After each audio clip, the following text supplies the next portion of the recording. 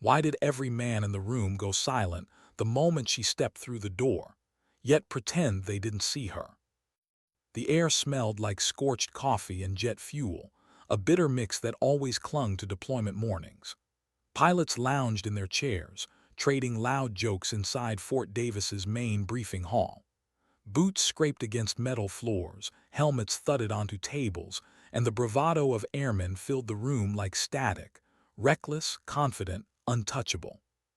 Then the door opened. Captain Norah Hayes walked in, helmet tucked under her arm, posture calm and straight. She didn't rush, didn't posture. Her presence wrapped the room in a quiet that unsettled more than any shouting could. Someone near the back muttered.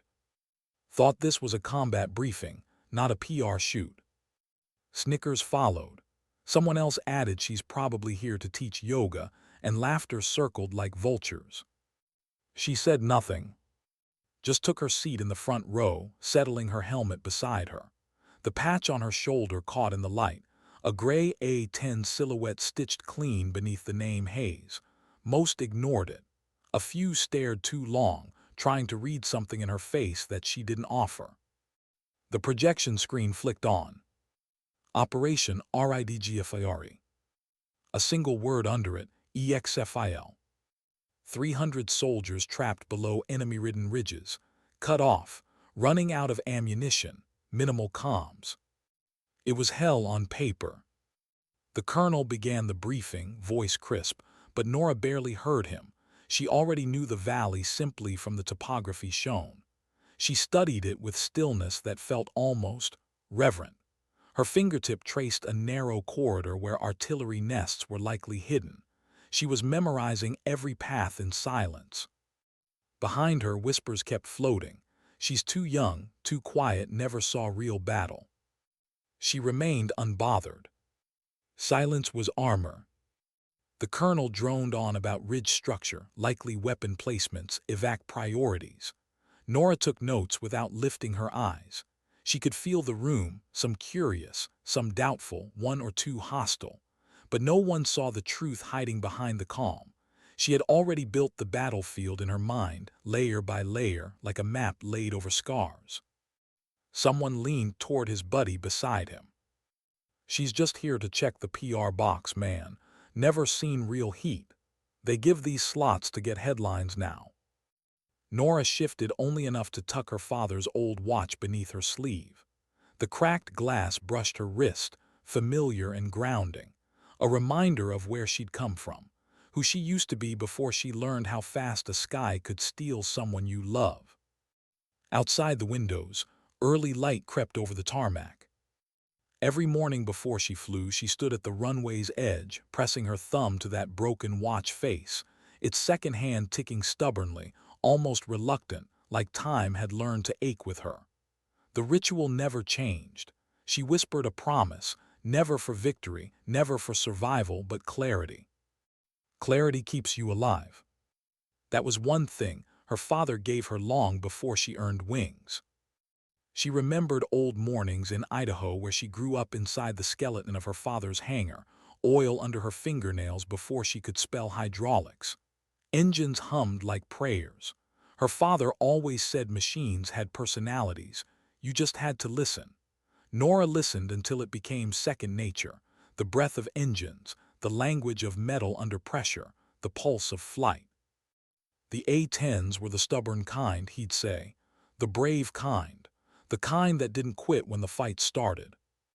She had believed him, until the day she learned even stubborn machines could fall from the sky.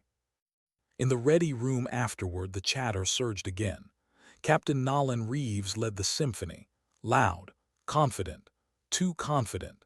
He sat with his boots on another chair, posture sprawling like someone who hadn't learned humility yet.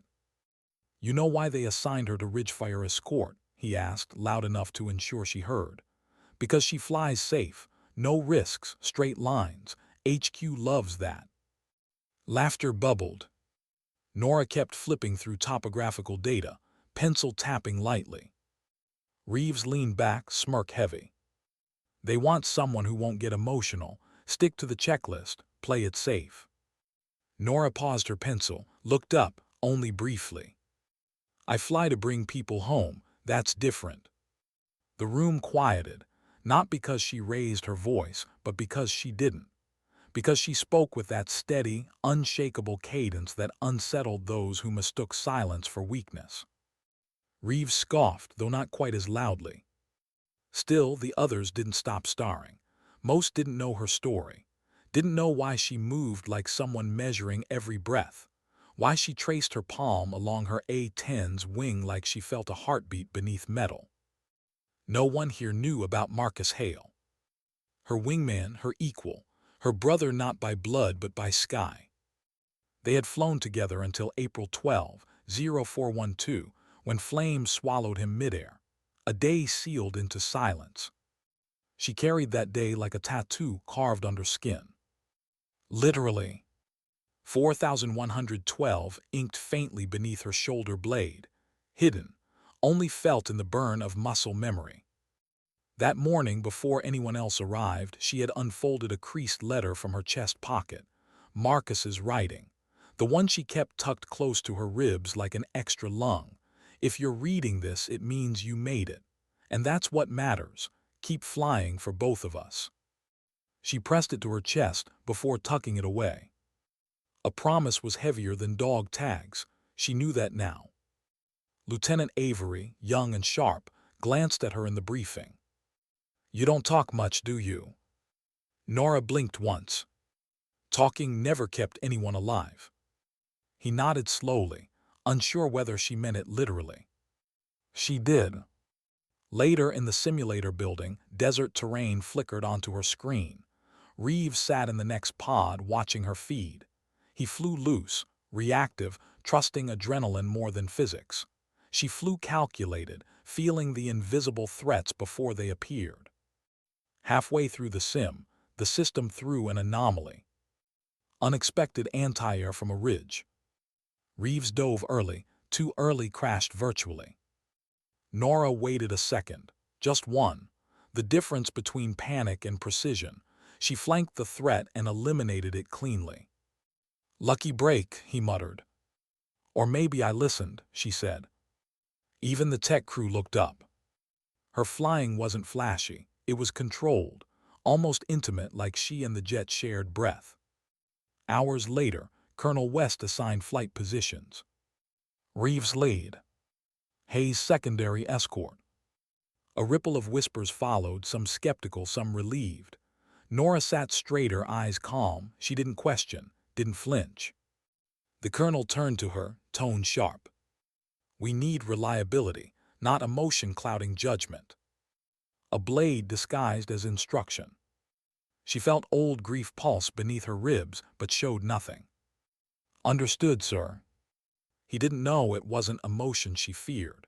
It was the memory of one moment when hesitation cost everything. That night, the cafeteria filled with murmurs.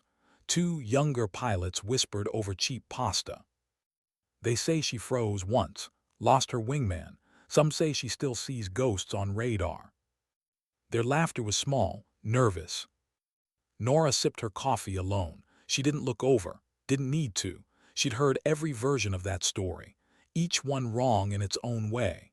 The truth lived inside scarred memory, not retellings. Early morning drills followed. A radar anomaly flickered on a console, barely visible. Norah spotted it instantly. "Ping at 30-second intervals. That's intentional," she said to Lieutenant Harris. "Probably a glitch." "It's not."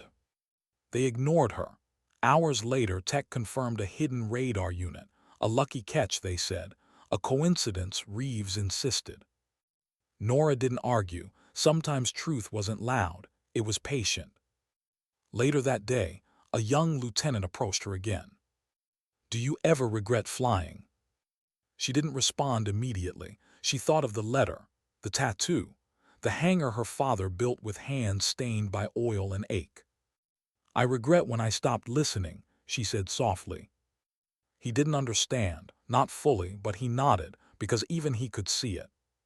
She noticed everything, even when she pretended not to. That night she returned to her A-10 long after the hangar emptied. The wind carried distant thunder. Storms always came before missions, paper or sky. Her hands trailed the name Marcus had painted years ago on her fuselage, faith over fear. The letters chipped, worn but alive. She whispered, "Still with me, partner." No answer came, but the silence didn't feel empty. She sat with her aircraft in the blue hush of pre-dawn, the hangar giant and quiet around her. The base slept, except for her. Sleep required surrender, and surrender still felt like betrayal. Memory flickered, April sky, Syria, smoke. Marcus's voice cracking through comms. "I'm hit, I'm." She blinked hard. "Not tonight." The fog outside thickened, pressing against the hangar door. She stepped out, boots echoing. Somewhere far off, engines were being tested. She paused, watching them, listening. It wasn't fear that unsettled her. It was knowing. Somewhere out there, something waited, something the others were too arrogant to notice.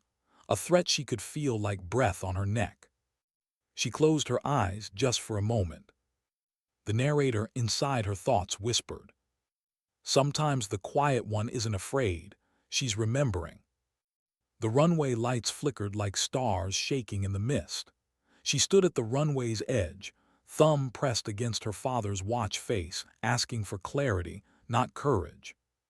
Courage was the easy part. Clarity was what saved you.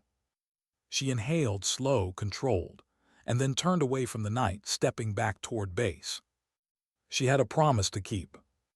And morning was coming. Why did she hesitate with her hand over the throttle? As if something inside her already knew the sky would demand more than she was ready to give. Morning struck fast, cold, colorless. Fog clung to the runway like a warning. The crew moved around the A-10s with hurried purpose, wrenches clinking metal, radios crackling, boots scraping across concrete. Everyone pretended nothing felt wrong. But Norah felt it. She always did. Sergeant Dawson handed her a clipboard. "Triple-checked your hydraulics. She's solid." Norah nodded, "Thank you."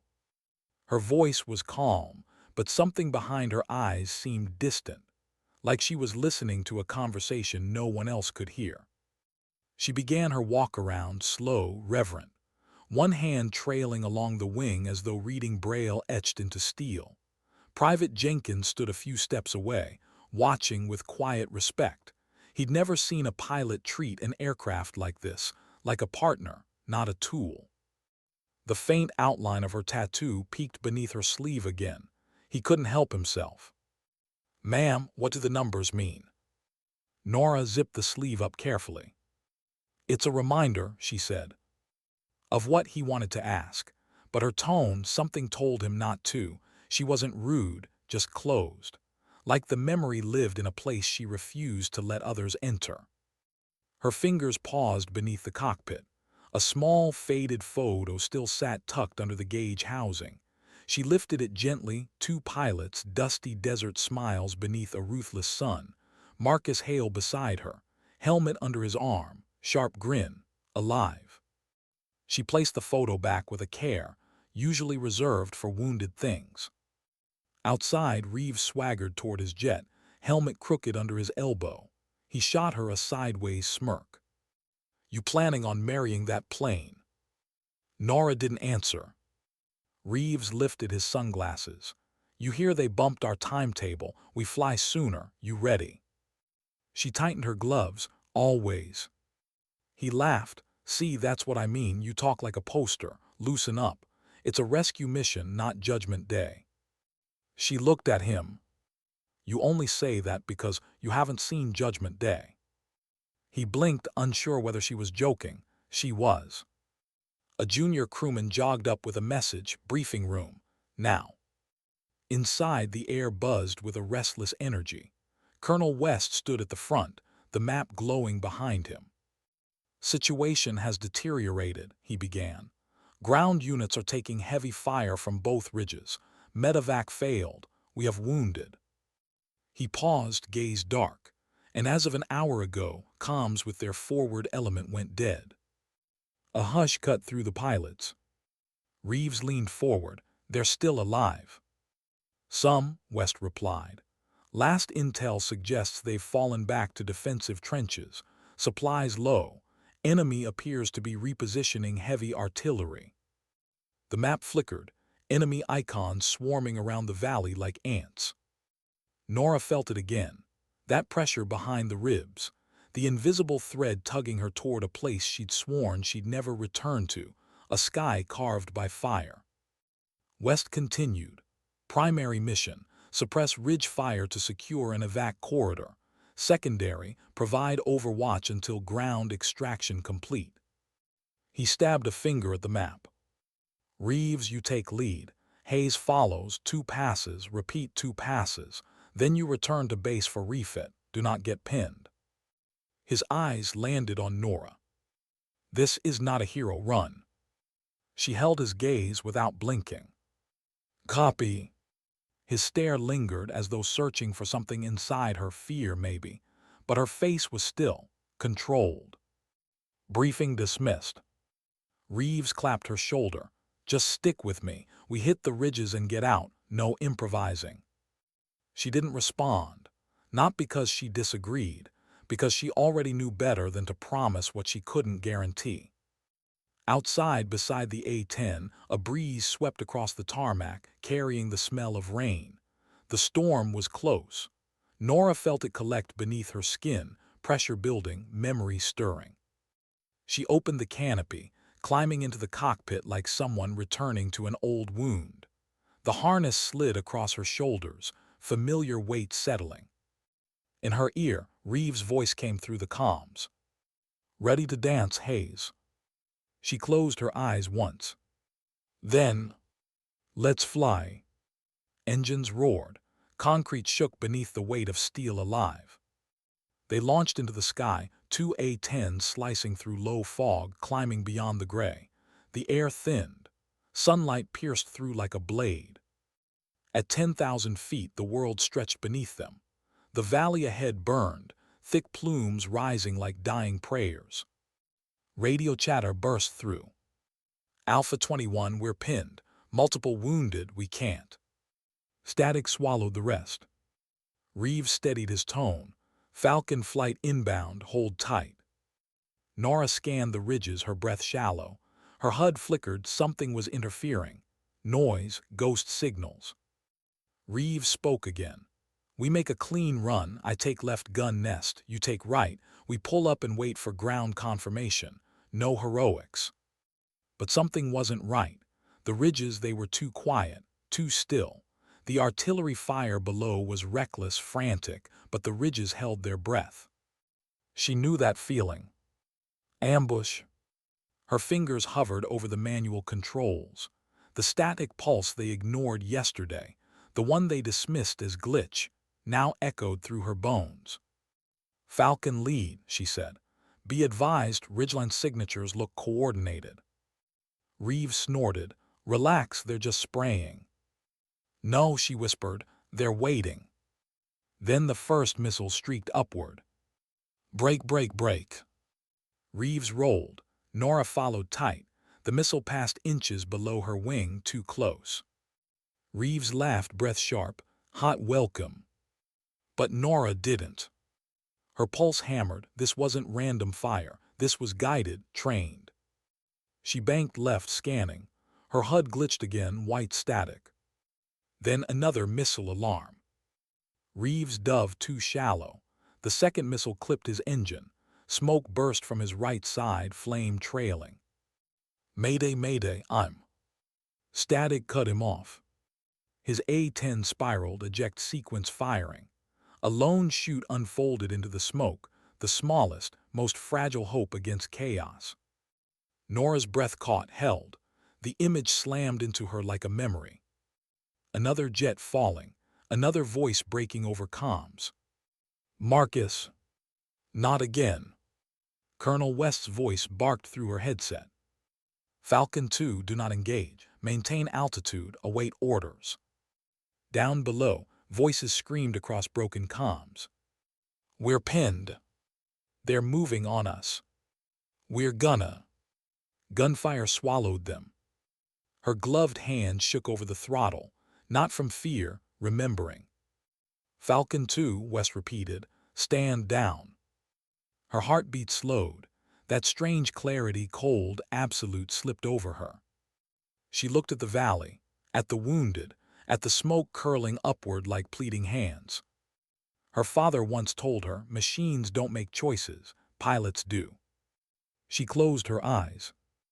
Marcus's voice flickered again, not memory but promise.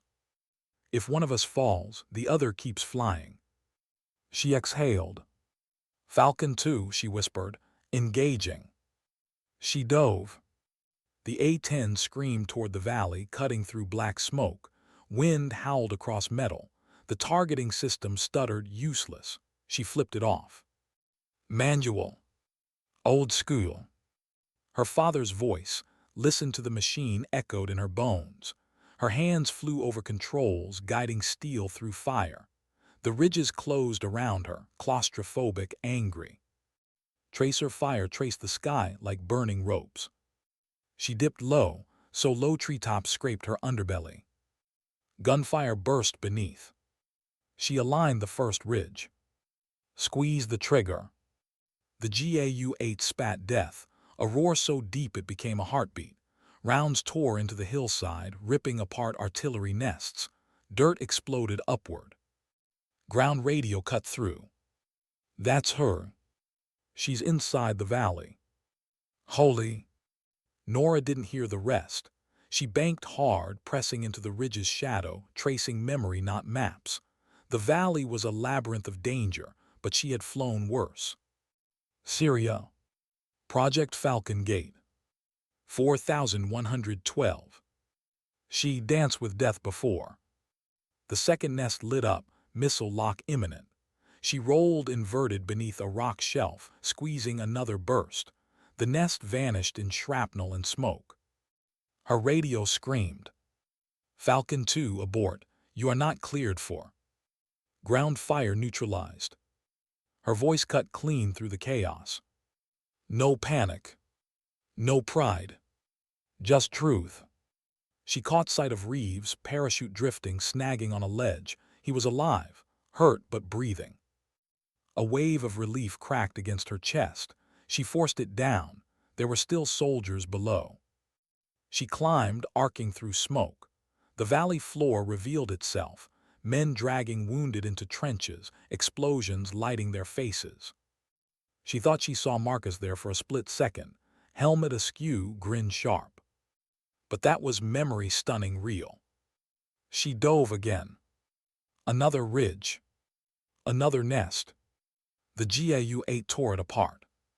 Her radio came alive, voices shaking. "She's covering us. Keep moving. Go, go." She lined up another target, breath steady even as her cockpit filled with heat and ash. Static rattled in her ear. Then, a whisper. "Viper 21. Her old call sign. No one should know that. No one." Her blood ran cold.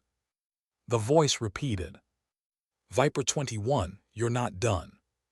She swallowed.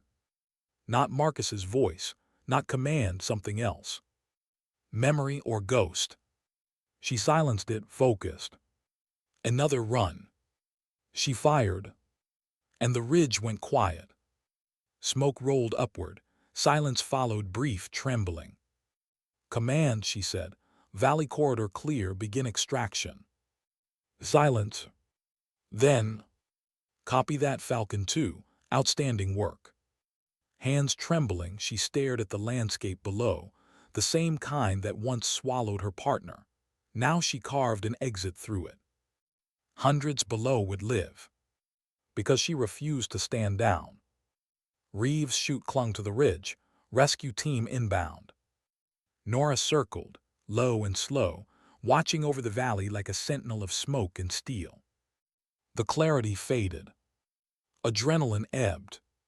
Breath returned. Her voice softened. "Marcus, we did it." No answer. Only wind. Only silence. Only the unspoken truth. She hadn't flown for orders. She'd flown for every name still breathing. And for the one name already gone. What terrified her more, the silence after the battle, or the voices returning with it? Smoke drifted upward in thin ribbons, blurring the horizon into a gray that felt neither like dawn nor dusk. Captain Norah Hayes kept her A-10 circling low over the valley, eyes scanning every ridge, every fracture of stone that could hide fire. The earth beneath her still smoldered, black streaks cutting through broken trenches where soldiers huddled, wounded and exhausted, staring up at the sight of a single aircraft keeping watch. For a moment, no one fired. No explosions. No screaming radio calls. Just breathing hers and theirs. It was the most dangerous kind of quiet. Down below, rescue medics sprinted between bodies. The extraction zone had begun to take shape, hasty, desperate, but real. Soldiers lifted their wounded into armored carriers, voices low, disbelief still thick in the air. Falcon 2, break off, command called. Refuel and regroup. We've got reinforcements en route. Norah didn't reply. She dipped under a ridge, banking sharply, searching again. She didn't trust quiet valleys. They had teeth. Static crackled suddenly in her headset, not voices, not interference, something colder. Rapid pulses, signals repeating. Her heart lurched. The same pattern she'd seen on radar the night before. The same anomaly they'd ignored. Her throat tightened. Falcon 2 to command, multiple pings at North Ridge. Repeat, hostile signatures still active. Negative Falcon 2, command answered, far too calm. Scans show clear, you're reading ghosts. Ghosts? The word hollowed something inside her. She still remembered Syria, hearing comms that shouldn't have been there. Seeing radar movement where the higher screen swore it was empty. Marcus trusting her gut, then paying the price when no one else did. We misread the valley once, she whispered. Not again. Falcon 2, West snapped. We don't have time for your instincts. Return to base. Instincts? As if that was all she had. Norah exhaled slowly. For a moment she was back in that desert sky where smoke drowned the sun, where two jets became one too fast. She could almost hear Marcus's breath over comms. Hayes, talk to me. I'm hit. Her eyes shut. Not now. Below, the last trucks pulled out. Dust trailed behind them like ghosts of their own. They needed cover, her cover. Norah banked again, dropping altitude without permission. Falcon 2, West barked. You are violating directive. She didn't answer. Not yet. The valley felt wrong, like a song whose rhythm suddenly slipped. A shadow stirred along the north ridge. Her pulse hit hard. Then a streak of metal. Missile launch, North Ridge. She yanked the stick hard right, nearly skimming stone as she threw the A-10 into a roll. The missile passed so close she felt its heat vibrate through the frame. Command was silent. Norah didn't give them room to argue. She dove low and fired, cannon bursts ripping into the ridge. Smoke ballooned, rock flying as another launcher was exposed, then shredded. That's your ghost, she hissed. The radio stayed quiet, stunned. She didn't need their permission to save lives. Two medevac birds were inbound now, Chedak Hellos, vulnerable, slow. They needed the sky clean. She made another pass, hunting movement through smoke. Her hands moved without hesitation, muscle memory older than grief. She lined up her shot, fired. A nest exploded. Then another. Still something gnawed at her, a silence too still to trust. The radio finally broke. Falcon 2. Colonel West's voice was quieter now. Continue overwatch, you're cleared. She didn't need clearance, but she accepted it. She climbed, checking for Reeves still alive, dangling like a leaf from the mountainside. Rescue nearing Reeves, command said. Hold airspace steady. Norah circled back, slow, steady. She let her mind drift only because the valley suddenly felt safer. The first time since she dropped in. The smoke below swirled in soft spirals. If she squinted, she could almost imagine it was incense in her father's hangar, the way sunlight used to paint the dusk gold as he taught her to listen to engines. "Machines speak," he'd say, "not in words, in rhythm." And when they went quiet, you knew something was coming. Her father had died of a bad heart before ever seeing her fly. She buried him the week she got her wings, the irony cruel, the timing unforgiving. The only person who believed she would survive the sky never saw her take it. Sometimes the universe taught lessons by withholding their witness. She flew a little lower, checking the valley floor. Trucks moved slowly but steady, wounded leaning against one another. She watched one soldier cradle another's helmet, touching foreheads briefly before boarding. These were the moments no one talked about, the ones without explosions. Quiet grief, quiet loyalty, quiet courage. Her throat tightened. She wondered, did they think she was reckless, lucky, or did they understand what it meant to disobey for the sake of those who couldn't fly away? War turned rules into glass, flexible, until the moment they shattered. The rescue team finally reached Reeves, cutting him free. His voice came faint but alive. "Falcon 2, oh, you drink." Norah allowed herself a small smile. "You owe me a landing," she replied softly. Static hummed, not interference, a pulse, slow, rhythmic, her breath hitched. "Not again." "North, same coordinates." "Second launcher." "Hidden deeper." She rolled toward it before command could protest. Through the haze she saw it, half buried under rocks, camouflaged, waiting for a bigger target. A hello maybe, or the convoy. Her teeth clenched. She dove. No HUD this time, smoke too thick. She flew by instinct, memory, the quiet resolve of someone who'd already died once and kept flying. The ridge flashed, two figures manning the launcher, silhouettes swallowed by the roar of her GAU-8. Another bloom of fire. Another silence returned. Radio crackle. All clear. Relief washed warm through her chest. Then, another whisper.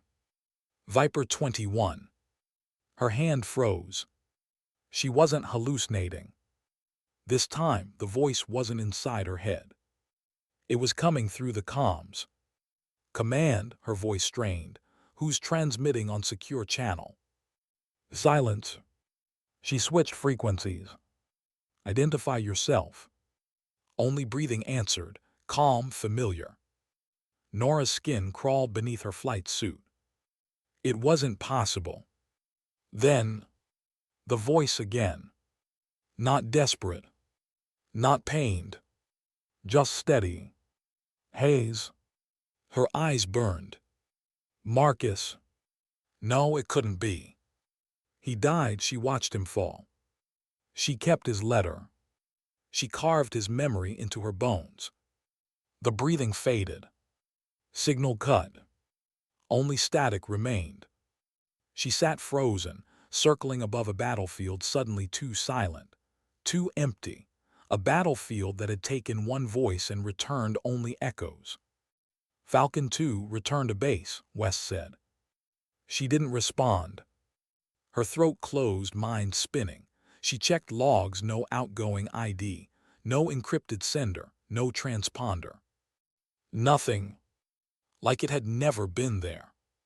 Clouds gathered in the distance, storm brewing hard against the ridgeline. She banked toward home, the A-10 rumbling under her like an old friend. Halfway home, her hands began to shake, not from fear. Recognition. When Marcus went down, she never heard a scream, never heard impact, just static, then silence. And in that silence, a single word before it all went black. "Hayes." The same tone, same cadence. She swallowed hard.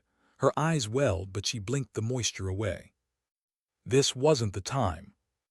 The airbase appeared ahead, Fort Davis, quiet, waiting. As she descended, she saw dozens of soldiers gathered near the runway, some still wearing bloodied bandages. When her wheels touched down, dust rose in a soft halo. Engines whined low, cooling from fury. No one moved. The canopy hissed open. Norah stepped onto the metal ladder, boots slow, unsure. Her face was streaked with soot, sweat, something else. Not pride, just exhaustion.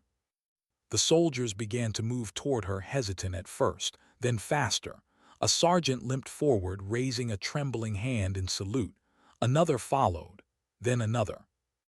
Within seconds, dozens stood saluting her, silent, reverent. She didn't return the gesture.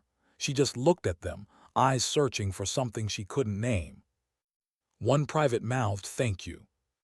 She nodded once, barely.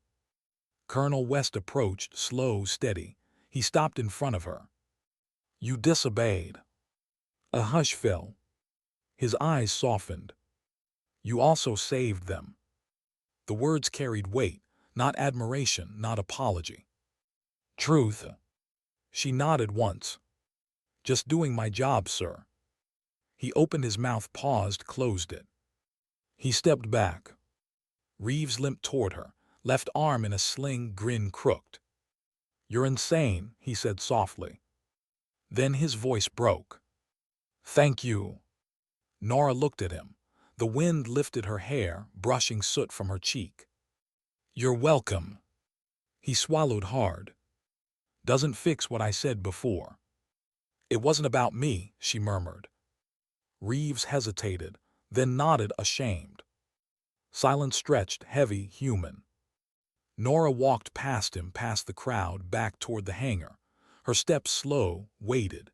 She slid her hand along her A-10, whispering something only the metal could hear. Inside her pocket, Marcus's letter pressed against her heart, warm from heat and memory. She paused. Her father once told her, "Machines remember the ones who flew true." But ghosts remembered something else. Not courage. Debt. Norah turned toward the runway, eyes narrowing. The valley was far, smoke faint but still rising. She felt a tremor ripple through her chest again, the same one she felt before the first missile fired. Something wasn't over. Something was waiting. And as the sky bruised into evening, she knew one truth with unsettling clarity. The valley hadn't finished speaking. And she wasn't done listening. Why did the wind feel different that night, like it carried a warning meant only for her? The bass had quieted, but the quiet didn't feel peaceful. It felt watchful. Norah walked the length of the hangar alone, boots tapping softly against concrete. The loomed beside her, streaked with soot and dust, still breathing in its own way. She rested her hand against the metal skin, fingertips tracing the faded paint of faith over fear. Marcus' handwriting. Her throat tightened. The moment she'd landed, everything had felt sharp. The salutes, the whispers, the wide-eyed stares of men who'd seen death and somehow lived anyway. But now it felt far away, like memory trying to retell itself before fatting. Inside the hangar, she perched on an overturned crate, helmet resting beside her. She cracked her knuckles out of habit, but her hands trembled not from fear, from the adrenaline still dissolving beneath her skin. She felt his voice again. Not a memory, a presence. "Viper 21, you're not done." That tone, calm, steady, the same way Marcus sounded right before the world ended. She shut her eyes. He's gone. But the comms signals don't lie, not the way people do. She pulled the letter from her suit. The edges were soft, corners worn down to threads. She'd memorized every word years ago, but she still read it when doubt crept in. "If you're reading this, it means you made it. Keep flying for both of us." Her fingers hovered over the page. "Is that what this is?" she whispered. "Flying for you or chasing ghosts?" No answer came. Only the hum of cooling engines, the distant echo of trucks rolling into the motor pool, the hush of night settling like a thin blanket over base and bone. She folded the letter, pressing it against her chest before tucking it away. A voice broke the stillness. "You did good today." Norah looked up. Colonel West stood a few feet away, his posture stiff, his face unreadable. He lingered near the edge of light like he didn't want the whole room to see him there. 300 soldiers made it home because of you, he said quietly. Norah nodded, but her eyes didn't lift. Reeves is lucky you were there, he added. He'll fly again, she murmured. West hesitated, then studied her face. You heard something up there. It wasn't a question. Norah didn't answer. Your comm logs were scrambled, he continued. We ran diagnostics. No transmissions recorded. Nothing on encrypted channels. Nothing from the ground. She stayed still. So I need to know, he said, voice softening. What did you hear? She tilted her head just enough that the overhead lights caught the edge of her eyes. Nothing I can explain, she whispered. West looked at her a long moment. You were Viper 21 once, he said finally. Norah's jaw tightened, a subtle shift barely there. He nodded to himself, as if confirming his suspicion. I read the sealed file, he said. Everything except the classified attachments at least. I know what happened in Syria. She looked away. You flew into a kill box and brought 80 men home. Alone. He paused. They said you didn't hesitate. They said your wingman was dead before you even turned back. Her breathing hitched. That part wasn't true. He wasn't dead. Not right away. West took a step closer. They also said you heard him after he went down. Norah's eyes snapped to his. West's face darkened. That's why Command grounded you for 6 months. They called it psychological misfire. His tone softened. I call it trauma. Norah swallowed. They thought you imagined him still flying, still speaking. She stayed silent. West crouched slightly, eye level now. I don't think you imagined anything. Something flickered inside her chest, surprise, fear, maybe relief. It was hard to separate them now. But, West continued, I need you to understand something. His voice lowered. If whatever you heard today follows you into the next mission, I need to know you can stay in the fight. She held his gaze. I can. It was the first thing she'd said, with absolute certainty all night. West nodded, exhaling. Then rest. Ridgefire is still moving. We may need you again sooner than you think. He turned to leave, but stopped when she spoke. The valley wasn't done. West paused. There was a second launcher, buried, waiting. We saw. No, she whispered, there's more. West studied her silently. Something's coming, she murmured. I can feel it. West's eyes softened, but there was no reassurance in them. We'll be ready, he said. Neither believed it. Her bunk felt foreign that night, sheets crisp, mattress stiff, as if she'd never slept there at all. Her body lay still, but her mind soared low over that valley again, smelling smoke, hearing screams, hearing. Marcus. She sat up abruptly, breath sharp. The barracks were quiet, filled with steady breathing from other pilots pretending sleep came easy. She swung her legs off the bed, pulled on her jacket, and walked back into the night. She found herself at the edge of the runway again, thumb pressed against her father's watch, cracked face reflecting moonlight. The same ritual. Same prayer. Clarity. She whispered into the wind. What are you trying to tell me? The wind answered with silence, then electricity. A faint glow flickered across the far horizon, dull, pulsing. Not lightning, something slower, repeating. Her stomach clenched. Radar pulse. Same pattern. Someone else was scanning. Scanning them. A shape moved behind her. Norah turned hand, dropping instinctively to where her sidearm should be. But it was only Reeves. His sling hung awkwardly at his shoulder, He looked pale, exhausted, but alive. "You're not sleeping either," he said. She shook her head. He joined her at the runway edge, staring across the dark field. "Been thinking," he murmured, voice quiet. "I talked a lot of crap about you." She didn't deny it. "I thought you were here for show, to make someone in DC look good," he swallowed. "But today you didn't hesitate." Norah's voice was barely audible. I hesitated." Reeves frowned. "When?" Her jaw clenched. "In Syria." Reeves froze. He'd heard rumors, whispers of what happened, but no one knew. "He was still alive," she said, "for a moment." Her voice cracked soft, barely there. "He wasn't gone, not yet." Reeves said nothing. "I heard him," she continued, "over comms, clear, talking, telling me to keep flying." Reeves blinked slowly. "And today?" he asked. Norah looked at him. "I heard him again." Reeves stared, unable to laugh it off, unable to dismiss it. "Maybe it's memory," he offered gently, "or stress." Norah shook her head. "It wasn't in my head, it came through comms, wrong frequency." Reeves didn't know what to say. Some truths resisted comfort.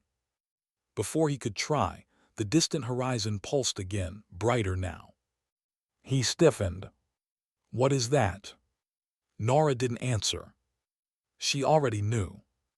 "Not lightning. Not artillery. A signal. Calling." Reeves whispered, "You think it's them." Norah swallowed, voice barely a breath. "No." She stared into the dark. "I think it's him." Reeves turned to her slowly. "You think Marcus is alive?" Norah shook her head. "No." A pause. "But something from that sky still is." The pulse flickered again, then faded into black. Norah closed her eyes, feeling the weight of the unanswered hovering around her. Reeves shifted beside her, uneasy. "What now?" Norah opened her eyes. The wind carried dust across the runway, brushing against their boots like a quiet warning. "Now," she whispered, "we wait." Her father used to tell her, "Machines speak when danger is near." But ghosts only speak when something unresolved demands breathing room. And somewhere out there, something unresolved was waking. Norah didn't know if it was memory or omen. She only knew one thing.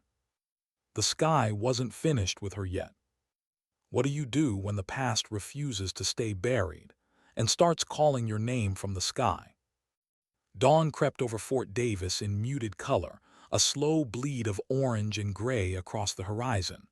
No trumpet, no announcement, just light and the tired footsteps of those who survived another night. Norah hadn't slept.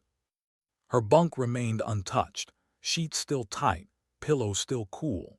Instead, she'd stayed at the runway edge, watching that faint pulse flicker across the distant ridgeline until it disappeared with the stars. Reeves stayed too, though she could tell he didn't understand why his feet refused to move away, why something kept him standing there beside her like gravity had shifted. At first light, he broke the silence. "Maybe you should talk to West about it." Norah's gaze stayed on the valley, hidden beyond the mountains. "I did," she murmured. "And he told me to rest." Reeves exhaled, long and slow. "You ever think maybe you need to?" She didn't answer. He expected that. The fog lifted off the tarmac like breath from a sleeping beast. The looming A-10 stood still, predators waiting for the next hunt. Ground crews returned. Yawning, clutching coffee they prayed would burn away exhaustion. But those who'd seen Norah fly, who'd watched her drop into hell alone, looked at her differently now. Not with mockery. With caution. With respect. With a little fear. Reeves walked beside her toward the hangar. His sling bobbed with each step, pain etched in his face. Still, he moved with purpose, as if staying near her granted him some kind of invisible protection. You know, he said, when Command assigned you to Ridgefire, I figured they were just trying to fill quotas. Thought you'd bail the second things got real. She didn't react.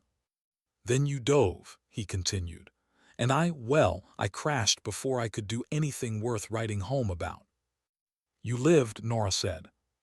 Reeves blinked. Yeah, because you. That's worth writing home about.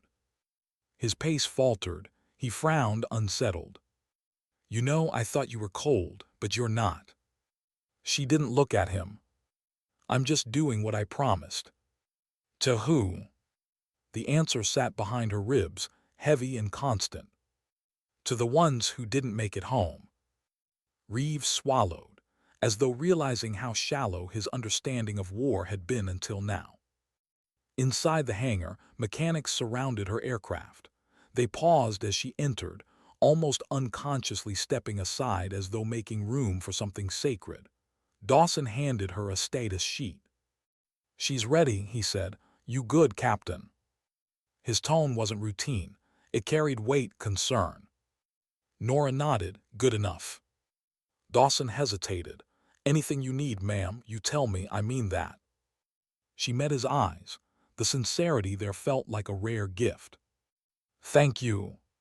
She moved past him, climbing onto the maintenance platform to study her plane. She trailed her palm across the leading edge of the wing, listening. Metal didn't speak in language, it spoke in feeling. Today it felt taut, restless. Just like her. She heard footsteps behind her. Avery climbed the ladder, carrying a tablet. Captain, he said quietly, I digitized your flight log. She waited. Something odd showed up. Norah turned. Avery tapped the screen. These timestamps, he pointed. There's a comms event right here 5 seconds long, but there's no source, no system signature, nothing. He swallowed. It's blank, like someone erased where it came from. Norah stared at the gap. A black bar, empty, silent. Her pulse quickened, though her face remained still. Avery looked nervous. Captain, did you hear anything during the mission? Norah closed the tablet softly and handed it back. Nothing you need to worry about. Avery nodded, though worry remained. But he didn't ask again. Something about her tone shut the door without slamming it. She climbed down and moved toward the exit, but Reeves intercepted her. His expression said he'd overheard. You're going to have to talk about it eventually, he murmured. I did, she said. I told West. I mean really talk. She brushed past him. There's no time for that. That afternoon, Colonel West gathered the squadron in the ready room. His face sagged with exhaustion. Maps flickered behind him, red dots marking the valley, more than before. The enemy had reinforced overnight. Ridgefire wasn't over. We've confirmed new artillery placements, West said. They're digging in around the evacuation corridor. If they finish, no Hello gets out alive. A tension thickened the room. Reeves lowered himself carefully into a chair, arms still bound. Norah stood in the back, arms crossed, jaw tight. West continued. We're sending 3 aircraft to sweep the corridor again. Hayes, your lead this time. No one commented. No snickers. No muttering. Just silence. Reeves straightened. You're sending her in alone. West shook his head. No, Lieutenant Avery will support. Avery jerked upright, startled. He'd never flown real combat. He looked toward Norah, wide-eyed, almost apologetic, like he wanted to ask, how do I become you in 48 hours? Norah studied him, then nodded once, acceptance and warning. West tapped the map. Unknown signatures pinged before sunrise, same pattern as yesterday. Reeves stiffened. The signal, he whispered. West nodded tightly. We don't know what it is. Could be enemy radar, could be decoy tech, could be, he hesitated, something else. His eyes flicked toward Norah. She held his gaze, expression calm but sharpened. When do we launch? She asked. 1800. He stepped forward. Hayes, he said softly, if you see something that doesn't make sense, you fall back. We can't afford another pilot down. It was as close to "I'm worried about you" as he would ever say out loud. Norah nodded, but her silence said something different. I'm not leaving them behind. Avery glanced at her nervously. Ma'am, he whispered, what if I make the wrong call out there? Her voice stayed low. Everyone makes the wrong call eventually. What matters is what you do after. He blinked. What did you do? She looked at him, really looked, something raw behind her eyes. I kept flying. The hours before launch moved strangely, too slow outside, too fast inside. Norah spent the time alone with her aircraft, running her hands along every seam, every rivet, like she could will the jet to survive. She found herself tracing the faded lettering again. Faith over fear. She closed her eyes. I'm trying, she whispered. Her father's voice drifted from memory. Fear is loud. Faith is quiet. Listen for the quiet things, they keep you alive. Her throat tightened. From her pocket, she drew Marcus's letter again. She didn't unfold it this time. She just held it. Were you trying to tell me something? She whispered. Before you left. The hangar swallowed her words. A shadow moved at the edge of the bay. Reeves stood there, leaning against a crate, watching her with an expression she hadn't seen before. Not pity. Recognition. Avery's scared out of his mind, he said. He should be, she replied. Reeves managed a thin laugh, not helping. It's war, she said, not a seminar. He nodded slowly. West wants you to take it easy, he murmured. That's his job. And yours. She looked toward the runway. To get them home. Reeves swallowed. You think the signal's coming from enemy tech? No. You think it's Marcus. She didn't answer. Because truth didn't need confirmation to be real. Reeves exhaled. Then what is it? Norah looked at him, eyes dark with a knowing she wished she didn't have. Something unfinished. He frowned, that's not. He stopped. Because something in her face told him the conversation was over, not out of avoidance, out of acceptance. Some truths weren't meant to be solved. Only carried. Engines ignited. Norah climbed into her A-10, every movement deliberate. Avery's voice crackled over comms, tight, shaky. Falcon team online. Norah responded with a steady hum that soothed him more than any pep talk could. The runway stretched before them, a clean path into chaos. Dawson raised a hand beneath her cockpit, a simple gesture. Come back. Norah lowered her visor. Let's go hunting. The A-10s roared forward, metal monsters rising into a bruised sky. Thunder rumbled across the distant mountains. The valley waited. Somewhere inside it, the signal pulsed again, calling her. And as clouds swallowed her entry into that darkened world, she whispered the only truth she still trusted. Sometimes the ones who are gone aren't finished speaking. This time she intended to listen. Who was waiting for her in that valley, enemy, memory, or something she wasn't meant to understand? The sky darkened faster than it should have. Clouds building, thick as smoke, rolling low over the ridgeline like they were trying to smother the horizon. Wind buffeted the A-10's wings, and for a second Norah felt the same pressure building in her chest, unseen but heavy. Avery's voice trembled over comms. Visibility's dropping fast. Weather wasn't in the brief. Norah scanned the instruments. It was a beat. So should we turn back? Silence. She watched the ridge ahead, jagged, black, alive with shifting cloud.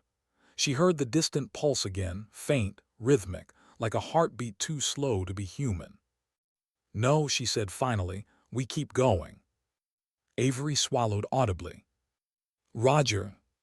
She steady rolled, letting instinct guide what logic couldn't. Clouds parted just enough to reveal the valley, a scar carved through the mountains, dark veins of forest and broken trails leading into enemy ground. Something about it felt wrong, like the world was holding its breath. Falcon 2, she said quietly, stay tight. Low entry west side. Avery exhaled shakily. You've done this before, right? Norah didn't answer. She didn't need to. Her silence said everything. They descended. The valley swallowed them. The world dimmed, mountains towering on both sides, slanting down into shadow that felt too deep for daylight. Norah kept her eyes ahead, hands firm on the stick. Avery's breathing echoed through comms, fast, unsteady. Captain, I'm picking up interference. Source. Unknown, signal spike northwest quadrant. Exactly where the pulse had come from. Stay calm, she said. He tried, she could hear the effort, but fear wasn't something you reasoned with. It just sat with you.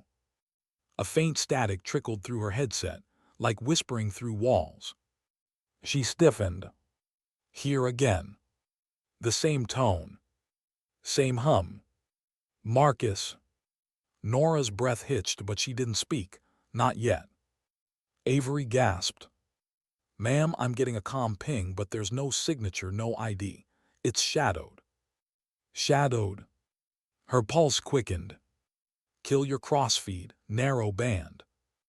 Avery fumbled, done. Static cleared, but the faint whisper remained, unintelligible except for her. She heard it. Just faint enough to question. Just clear enough to believe. Viper 21 left. Her blood ran cold. Avery didn't react, he hadn't heard it. Norah turned. A shoulder of rock jutted out from the ridge, nearly invisible beneath cloud cover. Had she gone straight, she would have clipped it clean. She veered left. Avery yelped. What was that? Terrain, she said. But inside she knew better. It wasn't her that saw it. She wouldn't have. Not in time. Marcus did. Her throat tightened. She steadied her breathing. Eyes up, she said. We still have a job. Avery stuttered a response, trying to recenter. They banked lower, and there it was. Enemy artillery, fresh dug, camouflaged under broken tree cover, just like yesterday, except now there were 2 batteries, not 1, and their barrels pointed east toward the evacuation corridor. If ground forces moved now, they'd be shredded. Targets confirmed, she said. Avery's voice steadied, lasing the first battery. Her HUD lit up, crosshair aligning. Fire. Avery's rocket streaked through shadow like a spark from God, exploding into a blossom of orange. Flames licked tree trunks, smoke spiraling upward, and suddenly everything below woke up. Gunfire flashed from the tree line. Multiple AA positions, Avery shouted. Break right, she ordered. He peeled wide, tracers cutting behind him like claws. Norah dropped low, almost grazing river water, and powered through. The Warthog's engine roared, eating fear for fuel. A flash of motion ahead. Sam, launch. Avery, talk to me. Tracking. He fired. The missile exploded midair. His whoop erupted over comms, relief raw and unmasked. But Norah barely heard him. The whisper came again, louder this time. Viper 21, 2 more north face, hidden. She swallowed. The words slipped through static like someone drowning trying to speak. Avery, she said quietly, north face, look again. What? There's nothing. Look. He scanned, 30 seconds passed, 10 too long. Norah felt her skin crawl. Avery gasped. 2 batteries buried, no heat signature. How did you? She cut him off. Target the first, I'll take the second. He didn't question her. He trusted her now. Maybe he shouldn't. Maybe she shouldn't trust herself. But trust wasn't a luxury here. It was a weapon. They dove, fire raining from sky into unseen guns, metal shrieking, trees bursting into flame. The valley erupted. Smoke thickened. The mountains shook. Norah pulled up hard, breath knocking from her chest. Avery followed, barely. Targets down, Avery breathed. Holy hell, there was no way to know those were there. Norah didn't answer. She didn't have to. The voice knew. Avery's tone softened, awed. Captain, how did you? Static ripped through comms. A scream of interference, violent, electric. Avery panicked. I lost nav. She steadied her breathing. It's okay. It's not I can't see, I'm blind here. Avery, listen to my voice. His gasps were sharp, rapid. Just listen. She guided him through pure calm, her tone slow, decisive. Climb 500 feet, roll left, level. He followed, hands unsteady but obedient. You're clear, she said. His breathing eased. Copy, thank you. Then static again. This time not noise. A voice. Faint. Broken. Her whole body froze. Norah. Her heart slammed. No mistake. Not imagination. Not memory. Marcus. Her vision blurred, wind roaring around her, her fingers trembling against steel. Avery didn't respond. He didn't hear it. This time it was just for her. Her throat locked. Static pulsed again. You're not alone. Her stomach dropped. The next whisper was worse. He's not who you think. Her breath left her. What? She whispered, voice cracking. Avery jolted. Captain, what's wrong? She didn't answer. The whisper faded, dissolving into static, then silence. Norah's hands shook. He's not who you think. Who? Avery. West. Someone else. Her mind raced too fast. A shadow moved below, vehicles fleeing deeper into the mountains. Avery steadied. Captain, next target. She blinked, forcing herself back. Focus. Marking now. But her voice had lost its steadiness. Avery noticed. You good? Norah lied. Yes. She dove again, but her nerves betrayed her. A round grazed the right wing, sparks scattering. Captain. I'm fine. The jet shuddered. She flew lower, angrier, reckless. Something inside her was unraveling, not from fear, but from uncertainty. How do you fight an enemy you can't see? How do you trust the living when the dead start speaking? A blast boomed below. One of the vehicles exploded. Avery cheered, relief flooding back in. But Norah didn't celebrate. Her ears strained, waiting. Listening. Nothing came. Silence. Maybe she imagined it. Maybe. You're not alone. She nearly flinched, breath choking. Avery was still talking, calling out grid lines, flight arcs, but his words faded under the memory echo that wasn't memory at all. She forced herself to speak. Falcon 2, we're finishing the corridor sweep, no lingering. Copy. It was the safest order, the obvious order, the sane order. But sanity wasn't what she heard. Her father's voice drifted in. Listen for the quiet things. Quiet wasn't comforting anymore. Quiet was terrifying. He's not who you think. The valley wind shifted, a cold stillness sliding through metal and bone. Her stomach nodded. Because sometimes the dead warn you. Sometimes the dead haunt you. But sometimes the dead are trying to save you. And somewhere between static and memory, Norah realized. She wasn't the only one listening. Something else was listening back. What truth was hiding behind those whispers, and why did it feel like she was flying toward it instead of away? The valley began to open, its shadowed walls falling behind them as the smoke thinned. But even as daylight returned, Norah felt darker inside, like part of her had stayed in there, like something had followed. Avery's voice steadied into routine. Corridor is clear, ground should be able to move. But he sounded unsure, like routine itself was holding him together. Norah didn't blame him. It was the only thing holding her too. Her mind kept circling, unable to land. He's not who you think. The words crawled under her skin, settling somewhere deep. They weren't warning. They weren't threat. They were truth. And truth always costs. "Captain," Avery whispered. She snapped back. "Go ahead." "You didn't confirm, am I reading right? No more armor." She scanned below, structures smoldered, vehicles burned. The ground was torn open where artillery once slept.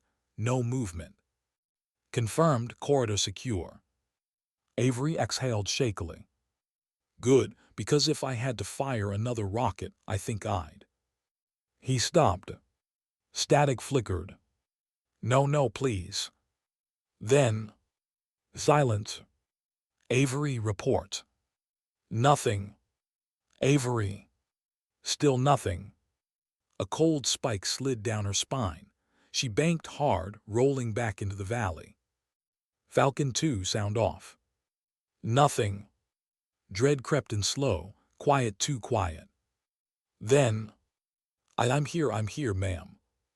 His voice was small, shaking, like a child lost in the dark. "What happened?" I don't know, everything went black. I couldn't see. I think someone jammed me." "Are you stable?" I think so." She steadied her breath. "Then form up, we're leaving." "Yes, yes, ma'am." His voice cracked. They climbed toward clearing sky, but Norah's eyes drifted back over her shoulder, scanning the valley, the smoke, the broken earth. Something felt unfinished. Not the mission. Sorry. Then another sound. Soft. A whisper slipping through static. She froze, breath wedged in her chest. "You shouldn't trust him." Her skin prickled. "Marcus," she whispered. Avery didn't answer. He hadn't heard. The comms crackled again, and this time the voice was sharper, urgent. "They're lying to you." Her pulse hammered. "Who?" she breathed. Static swallowed the whisper, tearing it apart before she could catch more. Avery's voice cut through, frightened. "Captain, I'm picking up another signal spike. Not enemy fire. Not radar. Something else. A low-frequency rumble, like the valley was growling." Then she saw it. A glint of metal deep below, tucked against the rock wall, half buried beneath camo netting. Too big to be artillery. Too still to be a vehicle. "What is that?" Avery breathed. She felt it before she understood it, a sharp pressure behind her sternum, like recognition. Her HUD flickered. Anomaly detected. No signature. No history. "Captain?" Avery asked. She didn't answer. The whisper returned, broken, desperate. "Don't go down there." Her breath faltered. This time Avery reacted, but not to the voice. "Ma'am, my controls, they're sluggish, I can't." Norah steadied. "Climb." "I can't, it's pulling me." He was drifting toward the object, like a magnet had him on a string. "Full throttle," she ordered. "It's not responding, Panic swelled in his voice. "Norah Dove." "Avery, listen." Her engine screamed as she dropped altitude fast, wings shaking from the speed. The object flickered like heat, like it wasn't just metal. Avery's A-10 was sliding off course, not in chaos but in guidance. Something wanted him. Not him. You. The whisper bled through, soft, mournful. Norah's chest tightened. Her breath came uneven now, her heart beat too loud in her ears. Falcon 2, eject, now. No, I can stay with it, I can. Avery, eject. Static. Then. I'm trying. Nora's HUD screamed proximity alerts. She dropped lower under him, nudging her wing beneath his tail, trying to stabilize him through sheer force. Pull back. I can't, Captain. His voice broke. She heard him starting to cry, quiet, ashamed. I don't want to die. Something in her cracked. She remembered Marcus's last words, not tactical, not heroic. Just small. I'm scared, Norah. She wouldn't lose someone like that again. Look at me, she whispered, even though he couldn't see her. You're going home, you hear me? A pause. Yes, ma'am. Her brain spun, searching for anything she could use. And then, the whisper came not like warning, but like instruction. Cut his power now. Norah didn't think. She acted. She flipped frequency, reached across control relay, and remotely triggered Falcon 2's emergency power cut. Avery's engines choked, then died. His jet stopped fighting, stopped gliding toward the unknown. Norah caught him in clean air, guiding his deadweight upward with a shallow push of her own slipstream. Avery, eject. He didn't hesitate this time. The canopy blasted. A burst of white slammed skyward, his chute opening perfectly. Norah watched it bloom, relief shaking her to the bone. Avery lived, but his A-10 didn't. It spiraled, silent, powerless, before crashing into the valley floor with a distant bloom of fire. The explosion echoed between mountains, and with it, the object below flickered. For a moment, it shimmered like it wasn't entirely real. Then it began to sink into the rock itself. Norah stared, breath gone. Something was wrong with the world. Falcon lead, a voice cut in ground team. We see a chute, is that? Avery's alive, she said, voice hollow. Copy, we're sending rescue. Norah barely heard them. Her eyes stayed locked on the valley. But it was gone. The object, the shimmer, the pull, gone. Like it was never there. Only smoke remained. She exhaled slow, trembling. Then another whisper threaded through the silence, soft, fragile. You can't save them all. Her throat closed. Marcus. She shut her eyes. What are you trying to tell me? She whispered. Her own voice felt small. The reply came like an ache. The truth is closer than you think. A hush followed, heavier than silence. Then the calm snapped back, loud, alive, oblivious. Falcon lead status, respond. Norah steadied her breathing. Falcon lead, returning to base. She banked out of the valley, climbing into thinning clouds. But as she left the shadows behind, she couldn't shake the feeling that something down there had awakened. And it knew her name. The base came into view, sprawling, sunlit, unaware of the storm she carried inside. Avery was safe. She should have felt relief. Instead, she felt watched. As wheels touched runway, she whispered a truth she wished wasn't real. Some warnings don't come to stop you. She powered down, helmet heavy in her lap. They come to prepare you. Only then did she realize her hands were shaking, and this time she wasn't sure if it was fear or recognition. Who was she now, pilot, survivor, or the only witness to a truth no one else could hear? The desert evening had a strange stillness, like the world was holding back a breath it didn't want to release. Norah rolled to a stop on the far end of the runway, canopy still closed. She didn't move. Not yet. Her hands rested on the controls long after shutdown, frozen, like the jet was the only thing keeping her from coming apart. Her headset hissed with ground chatter. men cheering, someone shouting that Avery's chute had been spotted, West demanding updates, Dawson requesting coordinates, voices layered, overlapping, urgent. But none of them mattered. Only one voice haunted her now. "You're not alone." She closed her eyes and the valley breathed behind them. Smoke, shadow, the impossible shape buried in the rock, Avery slipping toward it like a man surrendering to gravity, Marcus whispering through static that shouldn't exist. She didn't know how long she sat there. Someone finally tapped the metal ladder. "Captain." It was Reeves, his voice careful, gentle. She opened her canopy, slow like waking from a dream. Reeves climbed partway up. The sling, the exhaustion, the worry, it all showed. "You did good." She stared through him, then past him at the ridge beyond the base, dark, silent, watching. Reeves lowered his voice. "Avery's alive." Norah nodded. Relief didn't come. Reeves swallowed. "What happened out there?" She looked at him like the answer was too large to speak.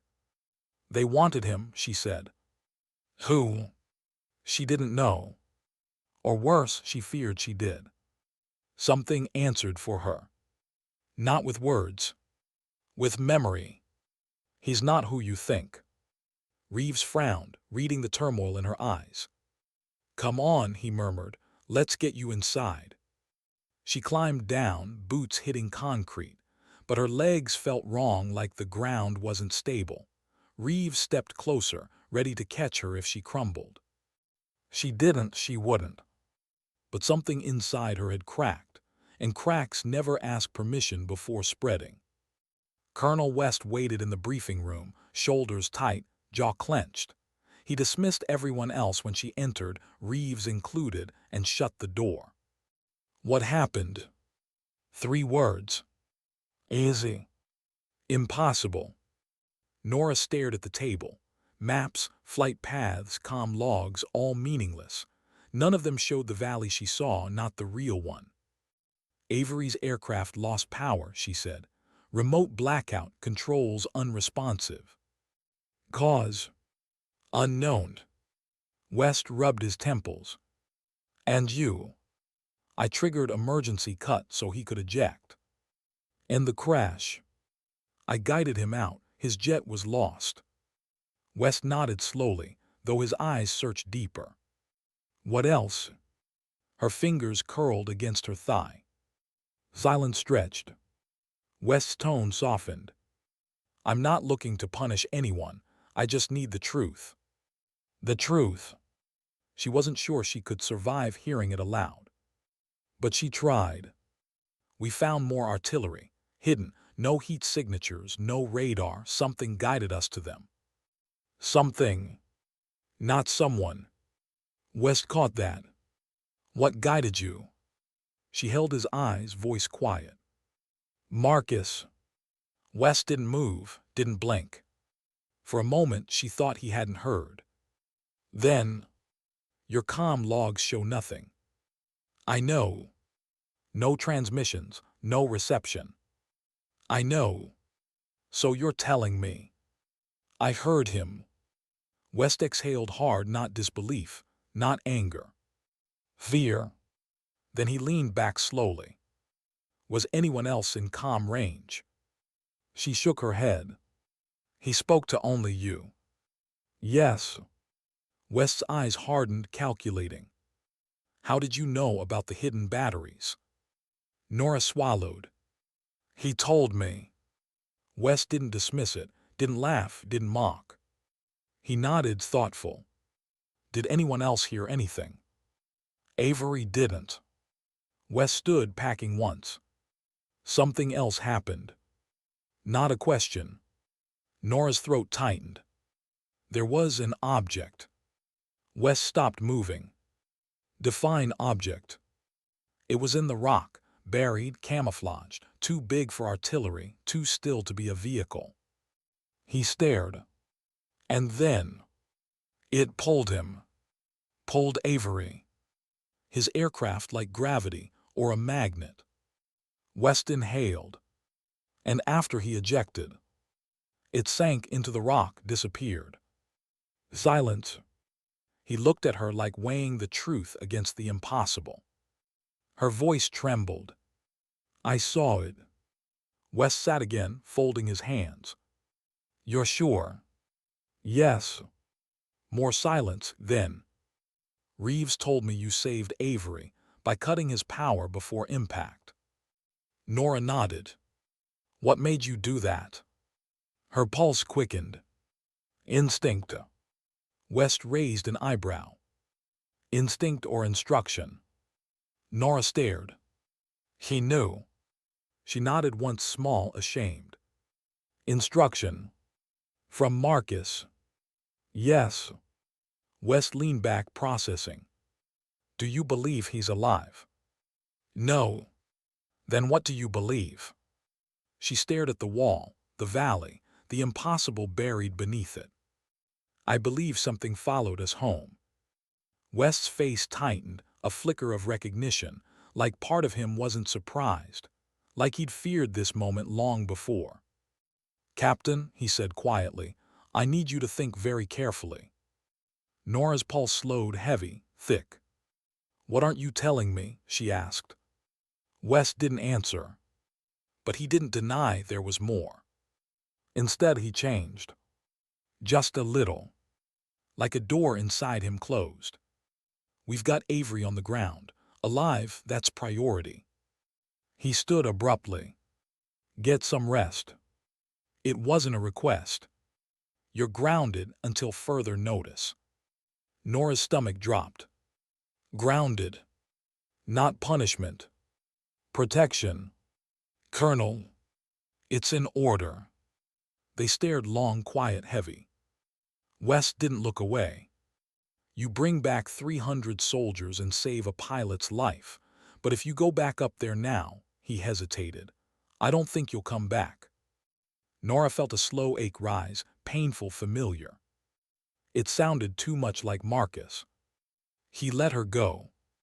Not physically, something deeper. She turned, exiting without another word. Her boots thudded down the hallway, each step heavier than the last. The world around her blurred, voices fading into white noise. Grounded. But the sky wasn't done with her. She knew it.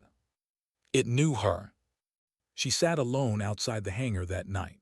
The desert wind was cold, carrying dust that stung her eyes. Stars hung high, distant.